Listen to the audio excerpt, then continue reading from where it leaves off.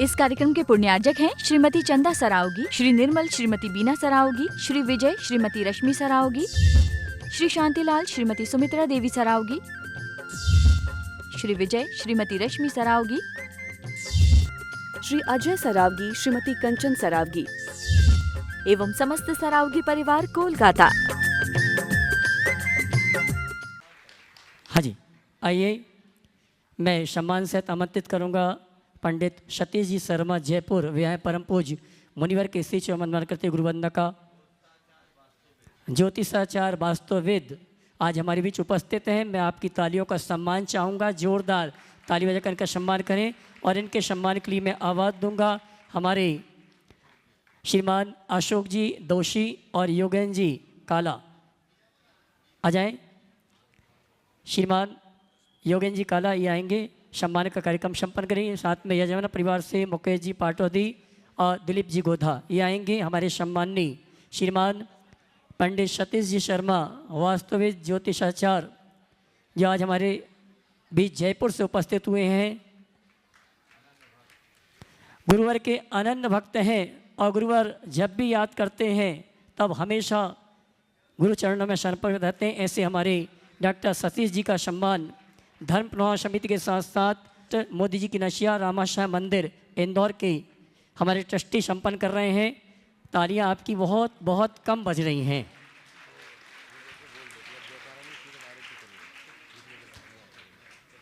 सम्मान के पश्चात मैं आमंत्रित करूंगा आदरणीय सतीश जी शर्मा जी को अपनी बात रखने के लिए मैं सम्मान सहित मंच पे आमंत्रित करूंगा।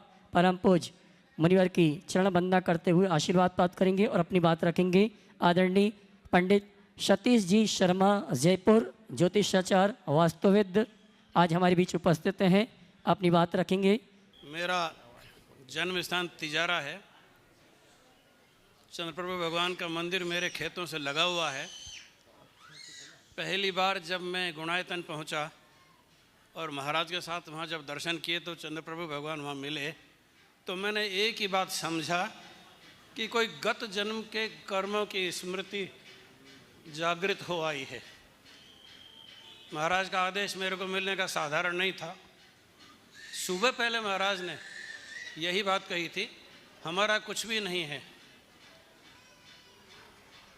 केवल एक योग है। जो भी है गत जन्म के कर्मों को हम भोग रहे हैं, आगे के कर्मों को जोड़ने से बचें, पिछलों को घटाएं। तो सुबह का जो महामंत्र है, पहला मंत्र जो मुनि महाराज ने बोला, मेरा निवेदन है कि माँ बहनें भाई लोग 2-2 मिनट करके दिन में कम से कम 10 बार उस मंत्र का जाप करें। ऐसे इकट्ठा होगा, वैसे इकट्ठा नहीं होगा। रोटी बेलते बेलते भी मंत्रोच्चार करते रहें। 1,50,000 इकट्ठा हो जाएगा तो मान के चलना अपने आप दृष्टि होने लगेगी, अपने आप रास्ता खुलने लगेगा, पिछले पाप कटेंगे। अब मैं मेरे विषय की बात कहता हूँ 1 मिनट में, वास्तुशास्त्र की। आपने पानी पिया, आपने हवा ली, आपने भोजन किया। अमीर ज़्यादा पानी पीता होगा या भोजन करता होगा या ज़्यादा सांस लेता होगा, ऐसा नहीं है। और मैं गरीब हूँ, मैं कम पानी पीऊँ, मैं कम सांस लूँ, मैं कम भोजन करूँ, ऐसा नहीं है। ईश्वर ने सबको बराबर दिया है। तो आप राजा कैसे हो गए और मैं रंक कैसे हो गया? आप इसलिए राजा हो गए कि आपके पास महल है, अट्टालिकाएँ हैं, बड़े बड़े भूखंड हैं, राज्य हैं, नगर हैं, इसलिए आप राजा हुए।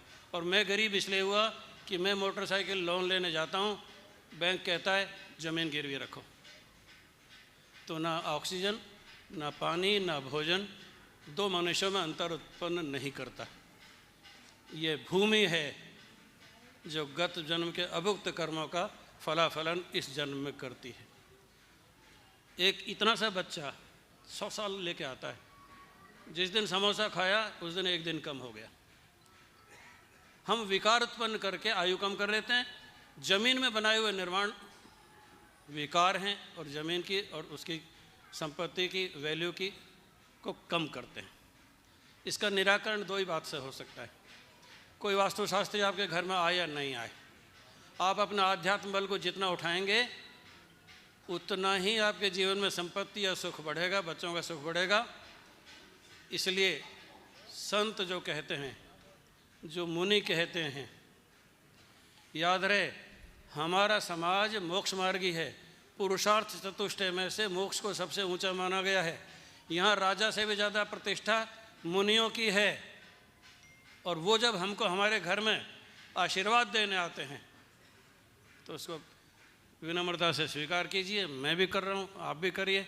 मेरे कोई पुण्य उदय हुए जो मेरे यहाँ आना हुआ। मैं आपसे वादा करता हूँ कि ये धरती सदा से भूमि का केंद्र मानी गई है। मैं उज्जैन और इंदौर को अलग अलग करके नहीं देख सकता। ज्योतिष की जितनी भी गणनाएं हैं इसको भूमि का केंद्र मानते हुए की गई हैं। लंकोदय जैसे शब्द आते हैं वो यहाँ की देशांतर रेखा को मानते हुए किए गए हैं। एक अंग्रेज आया जिसका शासन सारे संसार में था, उसका सूरज का भी अस्त नहीं होता था। बाहुबल से इस भूमि के केंद्र को वो ग्रीनविच में ले गया इंग्लैंड में, और जिसका कोई एस्ट्रोनॉमिकल और एस्ट्रोलॉजिकल एविडेंस ही नहीं है। क्या मैं कामना करूं, जब तो मैं अकेला था, अब हमारे 1000 हाथ हैं और हमको ऋषियों का आशीर्वाद प्राप्त है। क्या मैं ये कामना करूं कि हमारे जन्म में वो ग्रीनविच वापस लौट के यहीं आए। हमारी तो ताकत कम है, पर मुनियों के आशीर्वाद से संभव है। महाराज, यही मेरा प्रश्न है और यही मेरी कामना है कि कुछ ऐसा करें कि ये धरती फले फूले, हर घर में सुख पहुँचे और हमारा जन्म सफल हो जाए। अभी आप खड़े रहे 2 मिनट। आराम से। पंडित सतीश जी शर्मा को सुन रहे थे। ये अपने विधा के मर्मज्ञ हैं। वास्तु और ज्योतिष के साथ साथ अध्यात्म में गहरी पैठ रखते हैं और निष्प्रहता की मूर्ति हैं। विगत कुछ वर्षों से मुझसे जुड़े हैं और मैंने जब भी इनसे बातचीत की तो इनकी बात मुझे बहुत तथ्यात्मक लगी और बहुत अच्छी श्रद्धा और भावना रखते हैं। आपने देखा परसों एक छोटी सी सूचना इनको दी और मैंने यही कहा कि थोड़ा जल्दी आए तो मुझे सुविधा होगी। इनने अपने सारे कार्यक्रमों को आगे पीछे करके आज यहाँ अपनी उपस्थिति दर्ज कर दी। ऐसे व्यक्ति का हमें हृदय से स्वागत करना चाहिए। ये गुणायतन से बहुत अच्छे से जुड़े हुए हैं और इनका मार्गदर्शन हमेशा सभी के काम में आता है। ये अपने क्षेत्र में बहुत बड़ी हस्ती है। बड़े बड़े कारपोरेट घरानों में इनकी अपनी पैठ है और पहुँच है। और ज़्यादा मैं बोलना नहीं चाहता, नहीं तो इनको दुविधा होगी, लेकिन ऐसे व्यक्ति को अपने बीच पाकर सभी को हर्षित होना चाहिए। मैं चाहूँगा एक बार इनका जोरदार अभिनंदन करें और अशोक जी और मुकेश जी इनको गुणायतन की अनुकृति भी भेंट करें। दिलीप जी गोधा और योगेंद्र जी भी आ जाए। यहीं दे दो, यहीं से दे दो, यहीं से दे दो।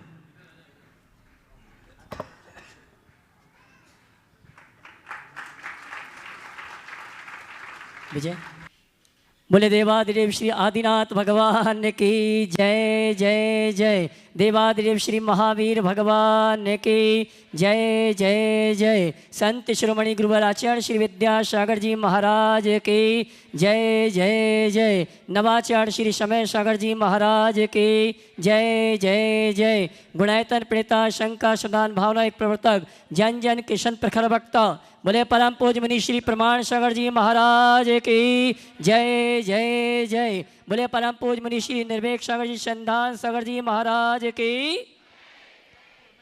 देवी अहिल्या की नगरी मालवा की शान इंदौर के लश्करी दिगंबर जैन मंदिर नशिया जी से हम और आप सायंकालीन टीवी चैनल का बहुचर्चित विश्व विख्यात शंका समाधान का कार्यक्रम विश्व हिंदी दिवस के पावन अवसर पर हम और आप प्रारंभ करें। उसके पूर्व पारस चैनल, जिनवाणी चैनल, आदिनाथ चैनल और प्रमाणिक ऐप के माध्यम से जिस कार्यक्रम को देख और सुन रहे हैं उन सभी का और यहाँ पर उपस्थित समस्त श्रावक श्राविकाओं का श्री दिगंबर जैन पंच लश्करी गोट ट्रस्ट मोदी जी की नशिया रामाशाह मंदिर इंदौर हार्दिक अभिनंदन स्वागत करता है।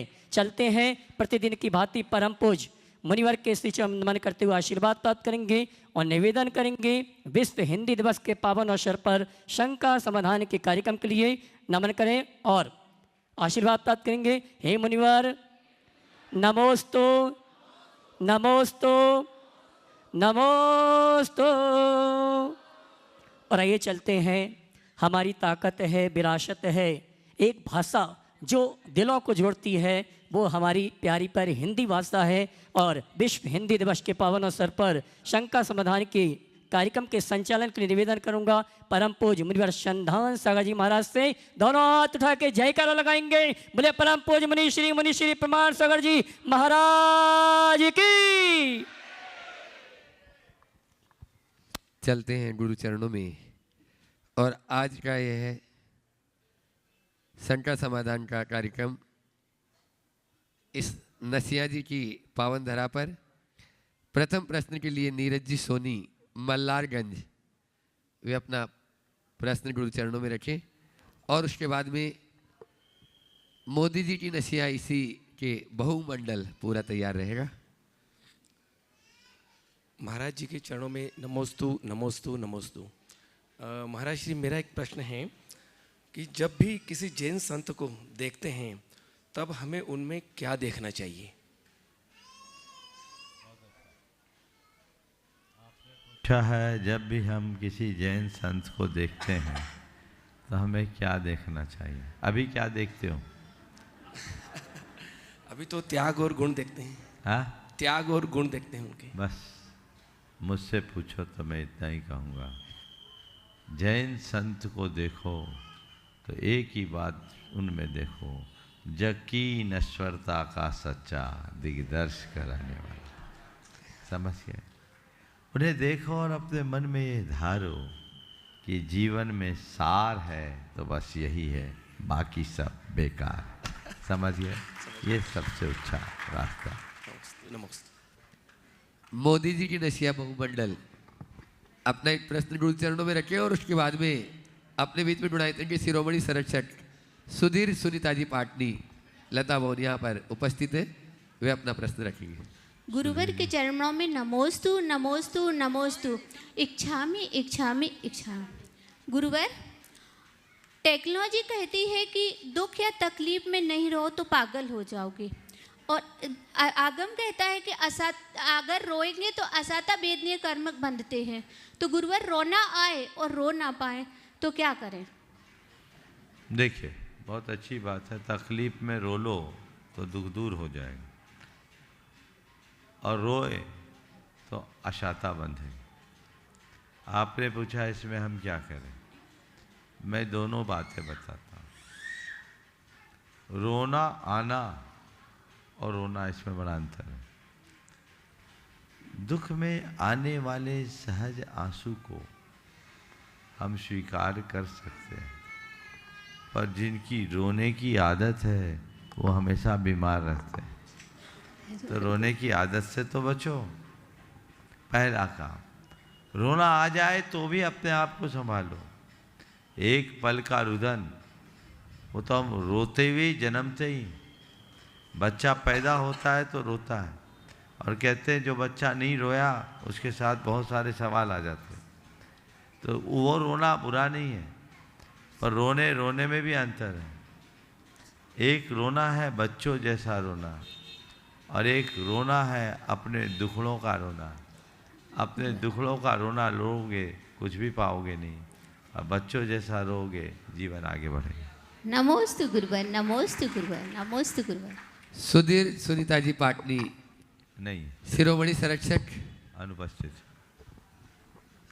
उसके बाद में अगला नाम बोलो। हाँ, रामासा मंदिर बहुमंडल तैयार रहे।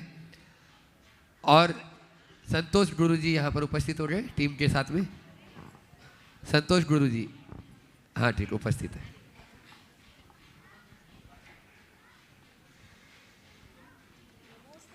नमोस्तु गुरुदेव नमोस्तु। गुरुदेव, हमारा प्रश्न यह है, वक्त दिखाई नहीं देता पर दिखा बहुत कुछ देता है, जिससे मनुष्य का पूरा जीवन बदल जाता है। विषम परिस्थितियों में हम खुद को कैसे संभालें? कृपया हमारी शंका का समाधान कीजिए। वक्त दिखाई नहीं देता, दिखा सब कुछ देता है। बुरे समय में हम अपने मन को कैसे संभालें? देखिए, इस विषय में मैंने अनेक बार प्रकाश डाला है। आज दो बातें आप सबसे कहना चाहूँगा कि यदि आप बुरे समय में कुछ अच्छा करना चाहते हैं तो पहली बात, बुरे वक्त से सीख लें, खुद के भी और औरों के भी। जो बुरे वक्त का दौर बीता है उससे हम कुछ सीख लें। यदि हम कुछ अनुभव लेते हैं तो वो हमें बुरे वक्त को सुधारने में सहायक बन सकता है। जो बुरे वक्त से सीख लेते हैं प्रायः उन्हें बुरे वक्त का सामना भी नहीं करना पड़ता, और जो बुरे वक्त से कुछ सीख नहीं पाते उनका अच्छा वक्त भी बुरा वक्त बन जाता है। तो पहली बात, हम बुरे वक्त से सीख लें। और दूसरी बात, जब कभी भी कोई विषम परिस्थिति हावी होने लगे, अपनी सोच को बदल दें। हम प्रतिकूलता में अनुकूलता देखना शुरू कर दें, मन में स्थिरता है। नमोस्तु गुरुदेव। आज अपने बीच में यहाँ पर 66 संदर्भ समूह है। गुरुजी भोपाल, हाँ, संतोष जी गुरु जी भी उसमें शामिल है। आज दामोदर जी के नेतृत्व में उनकी पूरी टीम यहाँ पर उपस्थित है, जो आचार्य श्री जी के सपनों को साकार करने में बहुत अपना योगदान दे रहे हैं। चाहे वह राष्ट्रभाषा से संबंधित हो, चाहे वह भारत को प्रति भारत वापस बनाने की बात हो, ऐसे सपनों को लेकर जोरदार तालियों से उनका स्वागत, अभिनंदन करें। अभी जो उज्जैन में कुंभ होने जा रहा है, ज्ञान महाकुंभ, ये उसकी पत्रिका का विमोचन कर रहे हैं। शायद अपनी बात को वे स्वयं बोले और गुरु चरणों में उसको देना भी चाह रहे हैं, गुरु के कमलों में। और भी पुस्तकें दामोदर जी ने अनेक पुस्तकें लिखी और गुरु जी ने भी अनेक पुस्तकें लिखी जो आज गुणायतन से भी जुड़े हैं। एक बार बोलो। हाँ बोलो दामोदर जी। परम पूज्य गुरुदेव के चरणों में सादर नमोस्तु नमोस्तु नमोस्तु। आचार्य गुरुवर ने 2019 में हमें जो निर्देश दिए थे कि पूरे देश भर में अच्छे अच्छे विद्यालय बनाओ, हमने उस काम को शुरू किया। शिक्षक संदर्भ समूह शिक्षकों का एक रचनात्मक मैत्री समूह है जो देश भर में काम कर रहा है और विद्यालय को आनंद घर में बदलने की प्रक्रिया से गुजर रहा है। बहुत सारी बाधाओं के बावजूद आज हम गुरुवर के चरणों में हैं कि इस आनंद घर की परिकल्पना को हम लोग कैसे साकार करें और देश भर का हर विद्यालय बच्चों के लिए आनंद घर बन जाए। एक तो इसमें मार्गदर्शन की ज़रूरत है। दूसरा, अभी जो गुरुवर ने हम सबको मार्गदर्शन दिया था कि एक राष्ट्र एक नाम, भारत को भारत कहें, इंडिया नहीं। इसके लिए एक बड़ा अवसर हमारे पास है जब प्रयागराज में एक ज्ञान महाकुंभ आयोजित हो रहा है। शिक्षा संस्कृति उत्थान न्यास और शिक्षक संदर्भ समूह मिलकर इस अभियान को आगे बढ़ा रहा है। गुरुवर, ये अभियान बहुत बड़ा है, इसकी सफलता की आवश्यकता है। ऐसा हम क्या करें जिससे ये अभियान सफल हो, पूरा देश भारत भारत ही रहे, ये इंडिया के विसर्जन हो जाए। आपका मार्गदर्शन अपेक्षित है। पहले तो मैं चाहूँगा इस टीम का जोरदार अभिनंदन करें। ये लोग बहुत अच्छा काम कर रहे हैं। मैं यहाँ की कमेटी से चाहूँगा वहीं जा कर के उनका अभिनंदन भी कर दें। ये बहुत ही कर्मठता और तत्परता से गुरुदेव के अभियान को गति प्रदान करने में लगे हुए हैं और ऐसे लोगों का हम सबको हृदय से सत्कार करना चाहिए। वहीं जा कर के कर दीजिए। आपने दो बातें रखी, विद्यालय को बच्चों के लिए आनंद का घर कैसे बनाए। मैं इसमें ज़्यादा कुछ नहीं कहूँगा, मैं केवल इतना कहना चाहूँगा कि हम सब लोग मंदिर जी आते हैं तो आनंद से भर जाते हैं। दामोदर जी, हम लोग मंदिर जी आते हैं तो बच्चे बूढ़े सबका मन आनंद से भर जाता है, भरता है। तो मैं इतना ही चाहूँगा विद्यालय को हम मंदिर बना दें, वो अपने आप आनंद का घर बन जाएगा। सुन पाए आप? विद्यालय को मंदिर बनाए। सच्चे अर्थों में विद्यालय हमारे यहाँ मंदिर ही था। ये तो बाद में स्कूल और कॉन्वेंट जैसे शब्द जुड़ने लगे। विद्या का मंदिर ही विद्यालय है। यदि वहाँ वैसी पवित्रता बन जाए और वहाँ की सारी व्यवस्थाएं वैसी पवित्र हो जाए, तो मान करके चलना, हर विद्यालय आनंद का घर ही बनेगा और उस विद्यालय में रहने वाले लोगों का जीवन भी आनंदमय होगा। ओ, इधर हो जाने दीजिए, बाद में करिएगा। दूसरी बात आपने कही,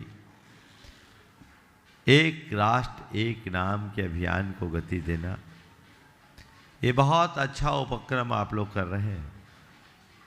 महाकुंभ में जब करोड़ों की तादाद में पूरे देश और विदेश के लोग इकट्ठे होंगे, वहाँ से अपनी संस्कृति का शंखनाद बहुत अच्छा संदेश देगा। मैं चाहता हूँ आप वहाँ से शुरुआत करें, पर इसमें निरंतरता जारी रहे। ये कहीं रुके नहीं, कहीं थमे नहीं, ये निरंतरता बनी रहनी चाहिए।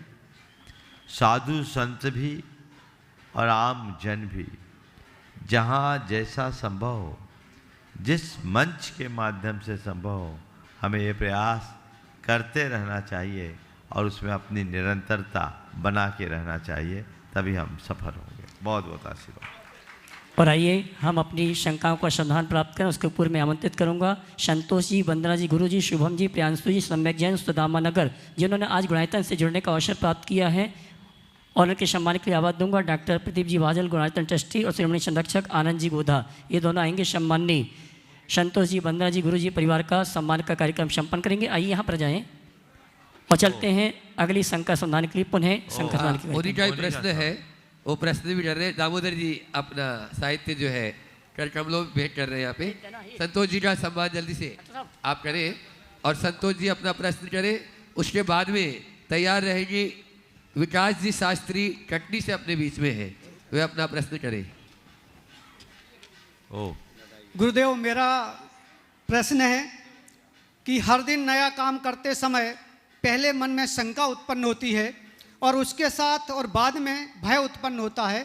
ऐसा क्यों होता है गुरुदेव, और इसको कैसे दूर किया जा सकता है? आपका मार्गदर्शन देना। काम करने के पूर्व शंका और बाद में भय, इसकी एक ही वजह है, विश्वास की कमी। यदि मन में आत्मविश्वास प्रगाढ़ होगा तो शंका नहीं होगी, और शंका नहीं होगी तो भय भी नहीं होगा। तो शंका और भय से मुक्त होना चाहते हैं तो हमें अपने विश्वास को जगाने का प्रयास करना। नमस्ते। विकास जी शास्त्री कटनी से अपने बीच में, और उसके बाद में इरिया बढ़ जात्या इंदौर, वे अपना प्रश्न गुरु चरणों में रखेंगे। परम पूज्य मुनि संघ के पावन चरणों में कटनी सकल दिगंबर जन समाज और मेरे परिवार की तरफ से बारंबार कोटिशः नमोस्तु। गुरुवर, हमारी जिज्ञासा आज के वर्तमान युवा पीढ़ी को लेकर के है कि आजकल हम सभी जगह जाते हैं कार्यक्रम करने के उद्देश्य से, देखते हैं कि आजकल की युवा पीढ़ी बाहर के कड़वे पकवान होंगे वो पसंद आएंगे, घर की मीठी मिठाई बनेगा, पकवान बनेगा, उसको पसंद नहीं करते। उसका उदाहरण जैसे पिताजी से हम अपने तेज़ आवाज़ में ज़ोर से बात कर लेते हैं, पिताजी का थप्पड़ खाने से हम उनको आंख दिखा देते हैं, लेकिन कई युवा ऐसे होते हैं कि पड़ोसी के अंकल को, चाचा को, रिश्तेदार में किसी और को वो बहुत प्यार से सुनते भी हैं, वो चिल्लाएं तो भी सुन लेते हैं, उनसे जवाब नहीं लड़ाते। हम अपने घर वालों से जवाब लड़ा लेते हैं। ये विसंगति देखी है, इसका कोई समाधान गुरुदेव? नमस्ते। घर वालों को आंखें तरेरते हैं और बाहर वालों को पलकों में बिठाते हैं। ये आज का दौर है, अपनों से दूर और गैरों से निकटता। पर मैं इतना कहता हूँ, जो अपनों से दूर होता है उसके पास का सुख भी दूर चला जाता है। और जो गैरों के निकट होता है उसके दूर का दुख भी पास आ जाता है। मैं पुनः कह रहा हूँ, जो अपनों से दूर होता है उसके पास का सुख भी दूर चला जाता है, और जो गैरों के निकट होता है उसके दूर का दुख भी पास आ जाता है। तो अगर आप चाहते हैं कि दुख दूर रहे और सुख पास रहे तो अपनों से अपनी निकटता बनाए रखें। सच्चे अर्थों में जो अपनों के निकट नहीं, वो गैरों से भी निकट नहीं रह सकता। ये केवल औपचारिकता मात्र दिखती है कि सामने वाला उससे निकटता रख रहा है, पर वहाँ निकटता जैसी होती नहीं। प्रेम, परस्परता, आत्मीयता की शुरुआत घर परिवार से होनी चाहिए। माता पिता के प्रति कृतज्ञता का भाव होना चाहिए। जो अपने माँ बाप का नहीं हो पाया वो दुनिया में किसी का नहीं होगा। इसलिए व्यक्ति को चाहिए कि माता पिता के प्रति कृतज्ञ बने, उनके उपकारों को याद करे, और माता पिता को भी चाहिए कि बच्चों के साथ ऐसा प्रेम पूर्ण व्यवहार करे कि बच्चे उनके कायल हो जाए और ये सोचे कि अगले जन्म में भी माँ बाप मिले तो ये ही मिले, ऐसे ही मिले तो जीवन है। नमस्ते। एरिया बढ़ जाता, यही इंदौर से है। हाँ हाँ, इंदौर से स्थान लिख देते तो अच्छा रहता। और उसके बाद में अपने बीच में आज दिल्ली से आशीष जी जैन साहब यहाँ पर उपस्थित है। आगे वे तैयार रहेंगे। आशीष भैया यहाँ पर है, गुणायतन ट्रस्टी है। हाँ है। आगे। महाराज जी के चरणों में मेरा त्रिबार नमोस्तु नमोस्तु नमोस्तु। क्षुल्लक जी के चरणों में इच्छामि इच्छामि इच्छामि। महाराज जी, मेरा प्रश्न यह है कि अकाल मरण किसे कहते हैं, और यदि आयु निश्चित है तो अकाल मरण कैसे होता है? देखिए, सबसे पहली बात, अकाल मरण शब्द की बात समझो। हम जितनी आयु लेकर आए, अगर वो आयु पूरी हो गई तो सकाल मरण, और आयु असमय में पूरी हुई तो अकाल मरण। हमारी आयु दो प्रकार की होती है। शास्त्र की भाषा में उसे कहते हैं निरुपक्रम आयु और सोपक्रम आयु। निरुपक्रम आयु यानी जितनी आयु लेकर आए उतनी आयु को यथावत भोगने वाली आयु, और सोपक्रम आयु यानी ऐसी आयु जिसको हम जितना लाए उसमें कुछ घटा दें, जिसमें कुछ व्यवधान हो, उसको बोलते हैं सोपक्रम आयु। हम सब सामान्य प्राणियों की जो आयु है ये सोपक्रम आयु। तो हम जितनी आयु लेकर आए हैं, कोई ज़रूरी नहीं कि हम अपनी आयु को पूरी कर करके ही जिए। हम असमय में भी अपनी आयु को खपा सकते हैं, और असमय में खपाए गए इसी आयु को अकाल मरण कहते हैं। समझ गए? इसके लिए एक शब्द आया है कदली घात मरण। क्या आया? कदली घात मरण किसको बोलते हैं? केले का जो पेड़ होता है वह एक ही बार फलता है, और एक बार फलने के बाद दोबारा उसमें फल नहीं लगता। उसके बाजू में एक दूसरा अंकुर फूट जाता है। तो कुशल किसान नए पौधे को पर्याप्त रस मिले इस भाव से उस हरे भरे पेड़ को काट डालता है। इसी को बोलते हैं कदली घात मरण। जैसे हरा भरा पेड़ असमय में कट गया, इसी तरह जिसका हरा भरा जीवन असमय में नष्ट हो जाए उसके मरण को अकाल मरण कहते हैं। समझ गए? इसके कारण भी बताए आचार्य कुंद ने। अकाल मरण के कारणों को गिनाते हुए कहा, विष वेयन रतक है भय सत्थक गहन संकले से ही आहार उस्सासानाम निरोहना खिज्ज दे आऊ। विष के भक्षण से, वेदना की तीव्रता से, रक्त के क्षय से, शस्त्र के आघात से, भय से, आहार पानी के निरोध से हमारी आयु असमय में छीन होती है। तो इस तरह की जो भी घटनाएं होती है उसमें हमारा मरण हो जाता है, तो वो अकाल मरण कहलाता है। अब अकाल मरण को लेकर के कुछ बातें और जानने योग्य है। प्राय सोचते हैं कि अब अकाल मरण है, मेरी 100 वर्ष की आयु थी, 30 वर्ष में कोई मर गया तो 70 साल क्या करेगा। वैदिक परंपरा के अनुसार वो 70 साल तक प्रेत योनि में भटकेगा। जैन धर्म कहता नहीं। जैन धर्म के अनुसार आयु के क्षय होने पर ही मरण होता है। जब तक आयु है तब तक मरण नहीं होगा। तो क्या हुआ, 100 साल की आयु वाला जीव अपनी पूरी आयु को 30 साल में ही भोग लिया। 30 साल में ही नहीं, 30 महीने में भी हो सकता, 30 महीने में नहीं, 30 दिन में भी हो सकता, 30 दिन में ही नहीं, 30 मिनट में भी हो सकता, 30 मिनट में ही नहीं, 3 मिनट में भी हो सकता, और 3 मिनट में ही नहीं, 3 सेकेंड में भी हो सकता है। असमय में कैसे? आप लोग गैस में खाना बनाती हो, 15.5 लीटर गैस होती है, इतनी होती, कम हो गई, 14.5। आप लोग लाते हो, सामान्य रूप से काम करते हो, 15 दिन तो चलता होगा। लेकिन बर्नर लीक करने लगे तो जल्दी खत्म हो जाए, और टंकी बस्ट हो जाए तो तुरंत खत्म हो जाए।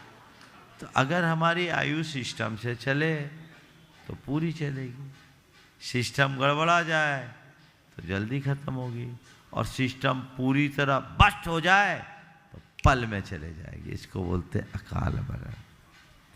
तो आयु के क्षय से ही मृत्यु होती है, और आयु का यह क्षय समय पर भी होता है, असमय में भी होता है।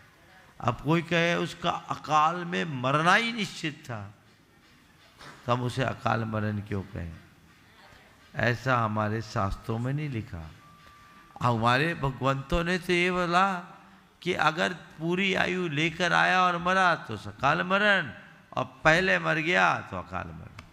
और सुन करके आश्चर्य करोगे, धवला में ऐसा आया है सिद्धांत ग्रंथ में कि एक जीव 1 कोटि पूर्व की आयु लेकर जन्मा। कितनी आयु? इस धरती पर मनुष्यों की या पशुओं की जो सर्वाधिक आयु है उतनी आयु लेकर के जिया। अब कोटि पूर्व नहीं समझ सकोगे, समझने के लिए समझ लो 1 करोड़ वर्ष की आयु है तो बहुत वर्ष। 84 लाख वर्ष का एक पूर्वांग होता है, उसको 84 लाख से गुना करो तो एक पूर्व होता है, उसको 1 करोड़ वर्ष से गुना करो तो एक पूर्व कोटि होती, यानी 84 लाख गुणित 84 लाख गुणित 1 करोड़। इतनी आयु लेकर के जीने वाला जन्म लिया व्यक्ति जब आया था तो कितनी आयु लाया? 1 करोड़ पूर्व की। और ऐसा जीव कदली घात के द्वारा अपनी सारी आयु को एक अंतर मुहूर्त में भोग करके समाप्त कर सकता है, और अंतर मुहूर्त में भोग लिया और वापस उतनी आयु बांध करके मर गया। यानी 1 करोड़ पूर्व जीने वाला व्यक्ति एक अंतर मुहूर्त में मर सकता है, यही अकाल मरण। समझ गए? इसलिए उसको ऐसे समझ। अपने बीच में गुणायतन की ट्रस्टी दिल्ली से आशीष जी जैन सपत्नी जो डायरेक्टर है NHAI आगे के, मैं चाहूँगा वे आगे आ जाए, सपत्नी यहाँ पर उपस्थित हो जाए, और धर्म प्रभावना समिति और यहाँ के पदाधिकारी अध्यक्ष मंत्री जी उनका स्वागत अभिनंदन भी करेंगे। उत्तर के बाद, हाँ वही पहुँचेगी। सवाल कर लो। हाँ महाराज जी के चरणों में त्रिबार नमोस्तु नमोस्तु नमोस्तु। महाराज जी, मेरा प्रश्न ये है कि हम दान देते हैं, जिस उद्देश्य से हम दान देते हैं, कई बार पता नहीं होता वो लगा या नहीं, तो उसका पुण्य हमें मिलेगा या नहीं? दान दातार के पुण्य में संशय नहीं, लेकिन लेने वाले को पाप जरूर लगेगा।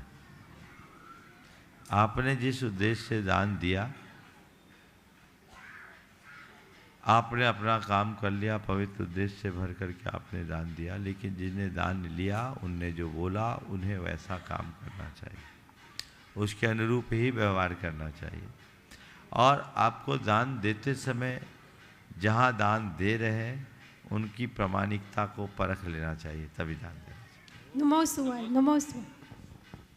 एक बार जोरदार तालियों से आशीष जी का स्वागत अभिनंदन कर दे। और उसके बाद में अगला नाम प्रेमलता जी पाटनी, मोदी जी की नसिया, वे अपना प्रश्न करेंगे और तैयार रहेंगे।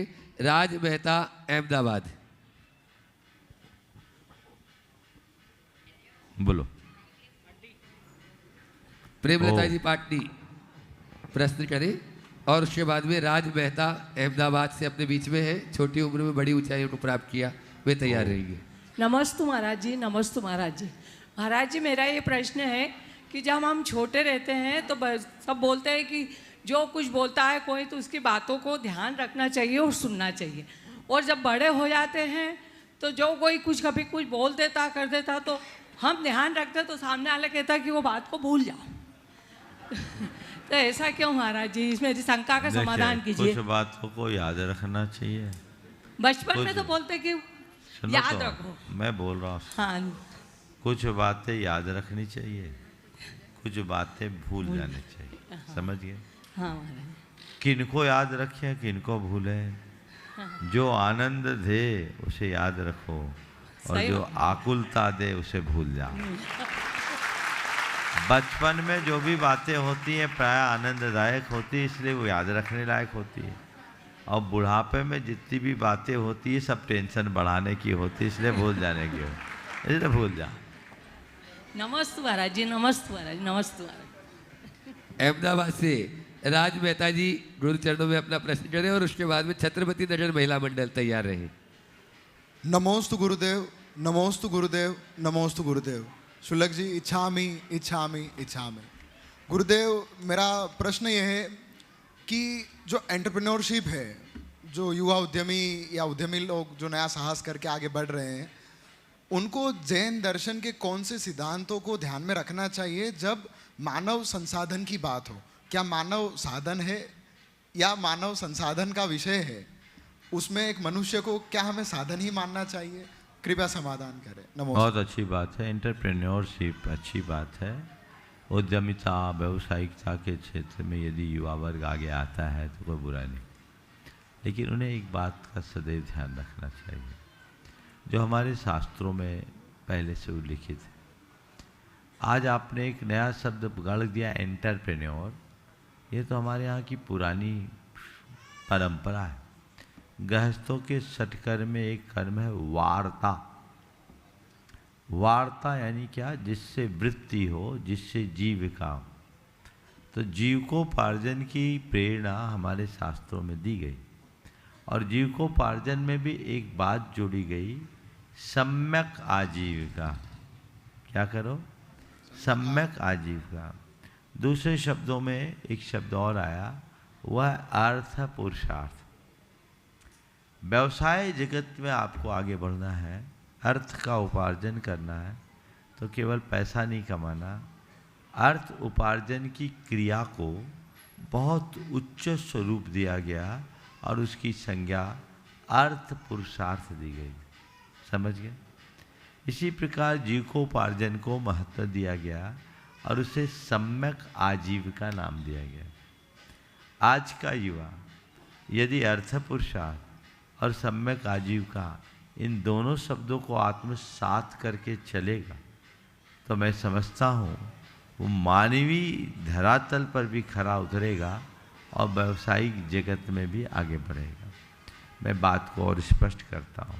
अर्थ पुरुषार्थ करने का मतलब क्या है? केवल अर्थ का अर्जन करना अर्थ पुरुषार्थ नहीं है।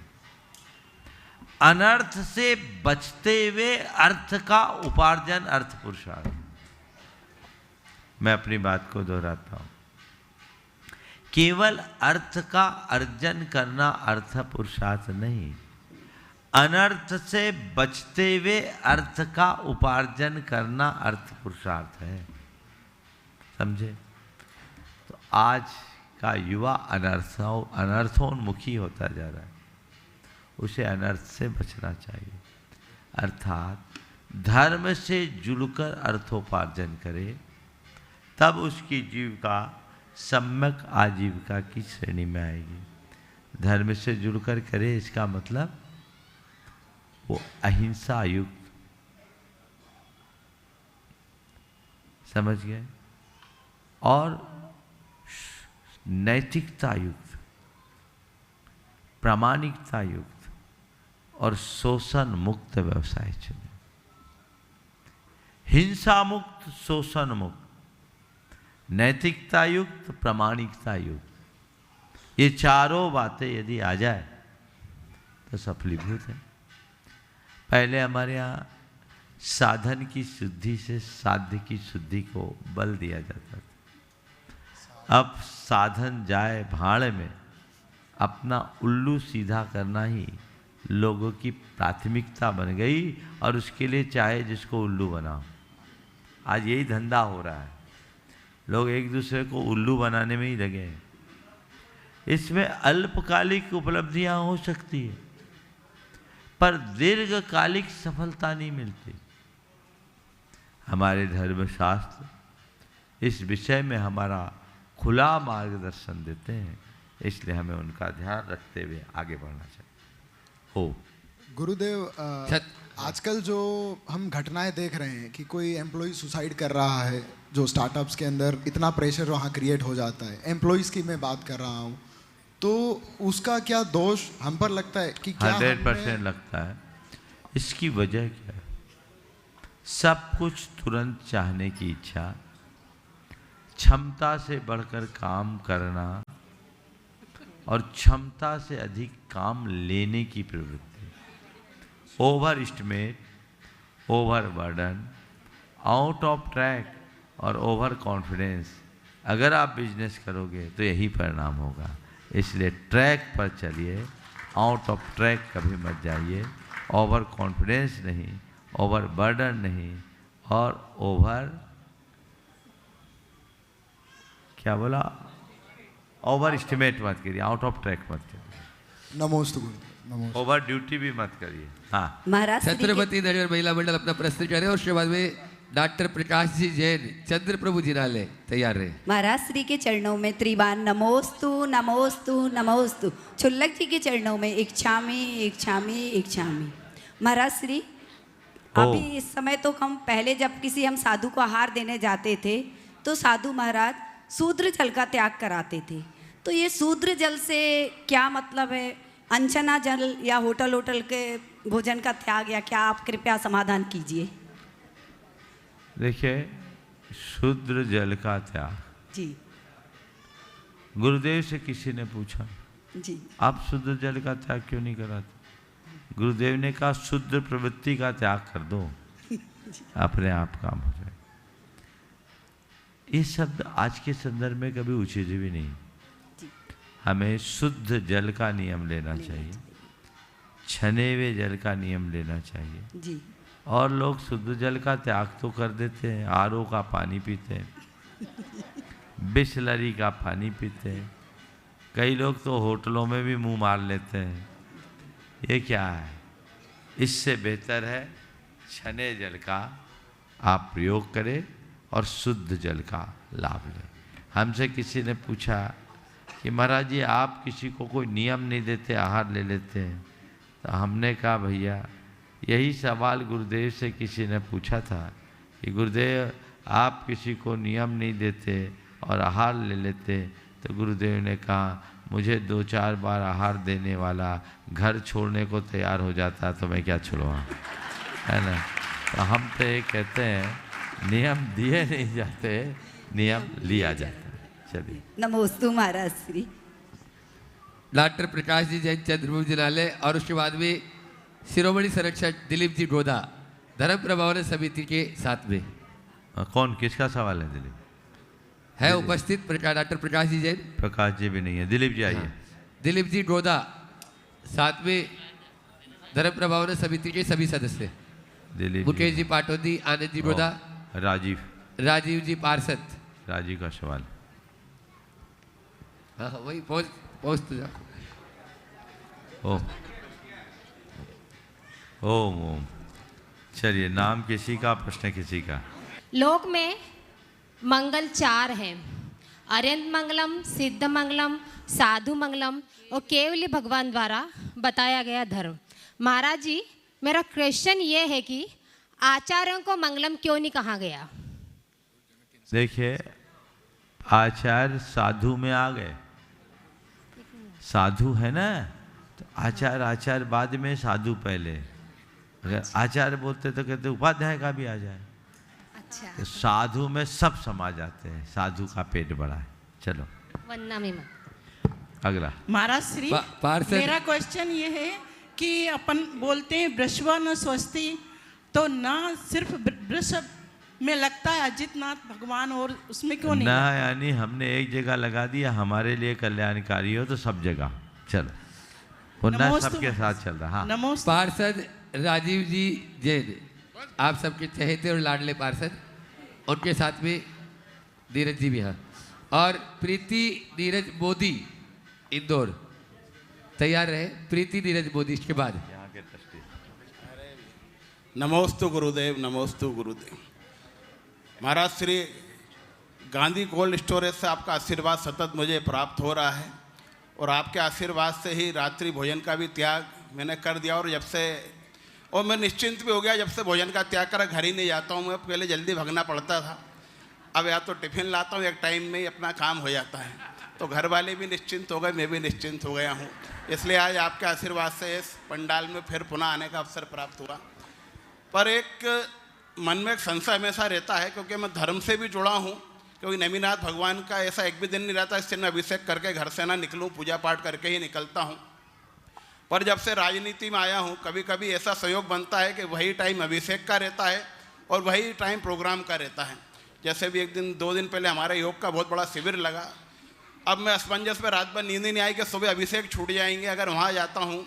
यही स्थिति कुछ चुनाव में बनी, पर प्रभु का ऐसा आशीर्वाद रहा, आपका आशीर्वाद रहा कि अगर मैं उस दिन अभिषेक नहीं कर पाया तो जल्दी जाके मार्जन करके मैं वहाँ से गया हूँ प्रभु के। पर एक भी दिन मंदिर नहीं छोड़ा जब आशीर्वाद नहीं लिया हूँ मैंने। तो ये आकुलता मुझे बहुत परेशान करती है जब ये दोनों स्थितियों में मैं आ जाता हूँ। तो आप बताएं, क्योंकि मेरे एक मन में एक विचार ऐसा कर रखा है कि बैंक में खाते में ब्याज जुड़े ना जो, पर मेरा जो अभिषेक का पुण्य जो चल रहा है वो कम ना हो, इसलिए मैं रोज़ अभिषेक नित्य नियम से करके निकलता हूँ, क्योंकि उसमें एक धारणा है कि ये नहीं छूटना चाहिए मेरा। बहुत सुंदर। पहले तो मैं चाहूँगा एक बार ऐसे व्यक्तित्व का जोरदार अभिनंदन करें। मैं तो ये पूछना चाहता हूँ, जब से रात का छोड़ा है तब से थोड़ा हिसाब किताब ठीक हुआ कि नहीं हुआ? बहुत बढ़िया हो गया, और सभी बोलते हैं अच्छे मेंटेन भी हो गए। मेंटेन भी हो गए, तो दूसरे भी प्रेरणा ले लो, तो किसी डाइटिशियन से मिलने की ज़रूरत नहीं पड़ेगी, अपने आप मेंटेन हो जाएगी। जहाँ तक अपने नियमों के अनुपालन का सवाल है, हर व्यक्ति को अपने नियमों में दृढ़ रहना चाहिए, उसमें किसी भी प्रकार की ढिलाई नहीं करनी चाहिए। जहाँ तक है तो जो भी कार्यक्रम है अपने हाथ में शेड्यूल ऐसा बनाए कि हमारा नियम भी हो जाए और कार्यक्रम भी हो जाए। कदाचित कभी दोनों चीज़ें क्रॉस हो तो उस घड़ी में हम अपने नित्य नियम को प्रमुखता दें, और यदि ऐसा संभव नहीं है तो आगे पीछे कर ले, या जैसे आपने भगवान के चरण स्पर्श करके एक बीच का रास्ता निकाला वैसा काम करके चल करके या तुम धोती पंचे पहन के सब कंप्लीट कर सकते। नमोस्तु गुरुदेव, नमस्ते। प्रीति नीरज जी मोदी, और मैं चाहूँगा इसी के साथ में श्री दिगंबर जैन पंच लश्करी गोट, ये सभी मोदी जी की नशिया पूरी ट्रस्ट कमेटी। प्रीति जी अपना प्रश्न शायद अलग से कर रही है अभी। हाँ, प्रीति जी चले, उसके बाद में ट्रस्ट कमेटी तैयार है। सब चले जाओ। नमोस्तु नमोस्तु नमोस्तु गुरुदेव। हम हमेशा अच्छे कार्य करने के प्रतिकूल परिस्थितियों का बहाना बनाते हैं और परिस्थितियां अनुकूल होने पर भी कैसे नहीं करते, तो इस तरह से स्वयं को धोखा देते हैं कि इस धोखे से कैसे बचे, और यह श्रद्धा की कमी के कारण होता है या प्रमाद का विषय है। देखिए, प्रतिकूल परिस्थिति में अच्छा काम न कर पाना तो फिर भी समझ में आता है, अनुकूलता होने के बाद भी न करना ये केवल प्रमाद के लक्षण है, बहानाबाजी है, श्रद्धा की दुर्बलता है। तुम बीमार हो और भगवान के दर्शन न करो, चलेगा। लाचार हो और भगवान के पास ना आओ, चलेगा। लेकिन मंदिर के बाजू से 4 बार निकल रहे और भगवान को ढोक न दो, कभी नहीं चलेगा। आप कर क्या रहे हो ये आपके ऊपर निर्भर करता है। अपनी मानसिकता को स्पष्ट करें, उसी अनुरूप अपनी अवधारणा बनाएं, जिससे हम अपने जीवन को अच्छा बना सकें। नमोस्तु गुरुदेव। गुरुदेव, हिंदी दिवस पर हमारा क्या कर्तव्य बनता है? हिंदी दिवस पर हमारा यही कर्तव्य होता है कि हम हिंदी को बढ़ावा दें, खुद हिंदी बोले और लोगों को हिंदी बोलने की प्रेरणा दें, और समाज में एक ऐसा वातावरण बनाए जिससे सबका हिंदी की ओर जुड़ाव बढ़े। महाराज जी।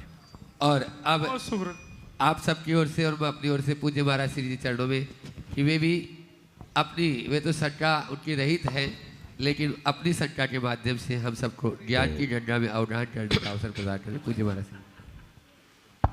मुनि श्री को नमोस्तु करते हुए ये निश्चित है कि आज जितनी समस्याएं बच्चों को लेकर के माता पिता या परिवार समाज में उत्पन्न हो रही है, उन सभी समस्याओं का एक मात्र यदि कोई सर्वश्रेष्ठ समाधान है, वो है अपनी मातृभाषा में हम अपने बच्चों की शिक्षा को देना प्रारंभ करें। अथवा आज हिंदी भाषा दिवस है और हिंदी भाषा एक सरल, सहज, और आज जिस तरह से बच्चों के जीवन में अतिरिक्त बोझ बढ़ रहा है, उस बोझ से छुड़ाने वाली है। कल ही महाराज ने कहा था कि जब हम अपनी मातृभाषा हिंदी भाषा की शिक्षा ग्रहण करते हैं तो कोचिंग आदि अलग से अतिरिक्त क्लासेस पढ़ने की हमें आवश्यकता नहीं पड़ती, और माताओं की बहुत सारी समस्याएं समाधान हो सकती हैं यदि वो इस विषय पर विचार करें। गुरुजी ने बार बार इस विषय को कहते ही थे। आज हिंदी दिवस के समय एक प्रश्न ये है कि जब घर में बच्चा रहता है तो माँ भी सब बच्चे को सिखाती है, पिता भी सिखाते हैं, किंतु भाषा को मातृभाषा ही क्यों कहा जाता, पितृभाषा भी तो कहा जा सकता था। तो हमारी हिंदी भाषा या कोई भी जहाँ घर में रहने वाले बच्चा जो भाषा सीखता है उसकी भाषा को मातृभाषा ही मात्र क्यों कहते हैं और शेष पितृभाषा आदि क्यों नहीं कहा जाता? कृपया समझाएं। नमो। देखो, बच्चा जन्म लेता है, जन्म के बाद उसकी पहचान, उसकी बल्दियत तो उसके पिता से भले की जाए, लेकिन जब बच्चा बोलना शुरू करता है तो सबसे पहले उसके मुख से माँ निकलता है। समझ गए? तो ये भाषा का मूल माँ है, माँ भाषा की मूल है, इसलिए भाषा को मातृभाषा कहा जाता है, पितृभाषा। समझ गए? जिससे हम बोलना शुरू कर सके। और भाषा खुद में स्त्रीलिंग है, वाणी भी स्त्रीलिंग है, तो जो स्त्रीलिंग है वो तो माँ ही हो सकती है, पिता कैसे हो सकती? इसलिए दोनों शब्द, भाषा हो या वाणी, स्त्रीलिंग होने के कारण हम मातृभाषा का प्रयोग करते हैं। स्वर पुल्लिंग हो सकता है, लेकिन स्वर में भाषा नहीं है। कोई भी स्वर हो जाए हम उसे समझ पाएँ, कोई ज़रूरी नहीं, लेकिन भाषा में हम समझते भी हैं और एक दूसरे तक अपना संदेश पहुंचाने में भी समर्थ होते हैं। तो हम भाषा को समझें, एक दूसरे तक संप्रेषित करें, और इसलिए मातृभाषा का महत्व है। और मैं माताओं से कहूँगा, अपना वजूद बचाना चाहते हो तो मातृभाषा को जीवंत रखो। तुम्हारी मूल भाषा मातृभाषा है, बाकी दूसरी भाषा मातृभाषा नहीं है। एक माँ के अलावा अगर कोई दूसरी होगी तो सौतेली होगी, माँ नहीं होगी। इसलिए उससे बचो, असल को पकड़ने का प्रयास करो, उसे अपना कर चलेंगे तो हमारा जीवन बेहतर होगा। समय हो रहा है, कल प्रातःकाल यहीं पर प्रवचन होगा और रामा साहब उनका सम्मान करें। और अगले प्रश्न के लिए